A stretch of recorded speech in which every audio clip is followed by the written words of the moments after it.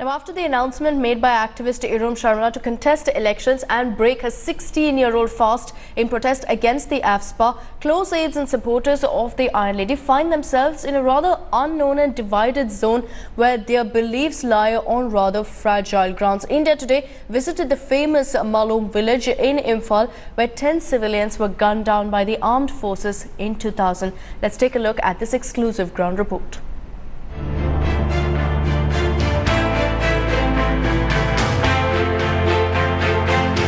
It is a big day for Irom Sharmila as she breaks her 16-year-old fast. But perhaps for her cohorts it will be a day of anxiety as she set herself on a new path. Our team on the ground met the men and women who stood beside her as she remained caged in a hospital. In Malom village on outskirts of capital Imphal, Irom is revered. It was after the killing of 10 civilians in Malom in 2000 that a young Irom began her satyagraha. She became Meera Paibi, or the women torchbearer for the locals who resisted AFSPA tooth and nail.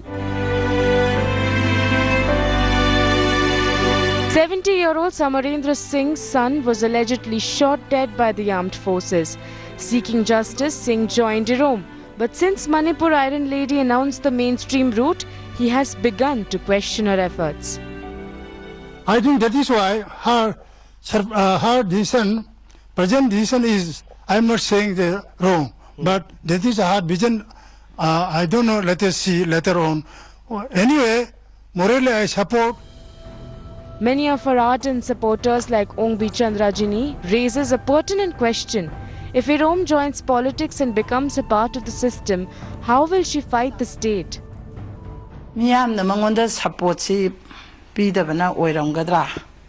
Ay bang na bahog sara si hen ba sing hamdrabani na kwa magi matung imbirak na ba mi si yaw tadana tawrabra na su khal ay wakanda ko apang baigi. Ima Nangbi had once tripped while protesting against the controversial law. She has been hand in glove with Irom, but her decision to enter poll fray has left her upset. I was very shocked and very surprised because she was fasting 16 years above. But experts believe that Manipur residents will continue to fight for repealing AFSPA. After suppose she stopped tomorrow, fasting tomorrow, or even she entered into the politics, people will take another movement, another situation, another condition, and they will continue the movement. As Irom Sharmila contemplates her next big move, lodged in a special ward of this hospital in Imphal, possibly spending her last night in confinement under the Indian government's close watch, opinion on the streets of Manipur is clearly divided.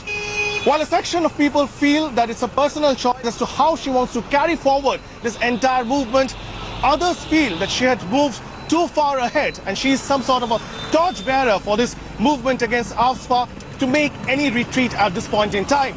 With camera person Chitrabhan Pathak Indrajit for India Today in Imphal.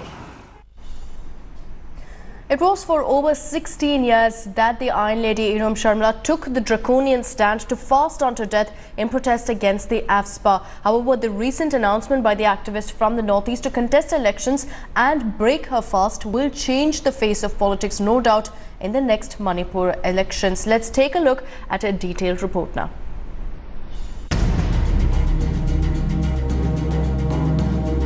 Her fast unto death lasted 16 long years. She was force-fed in a hospital, but nothing changed her will until recently.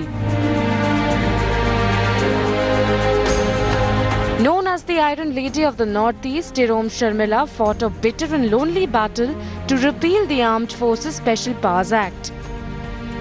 For those who know Irom well, her decision to enter the political fray in her home state Manipur is a strategic one.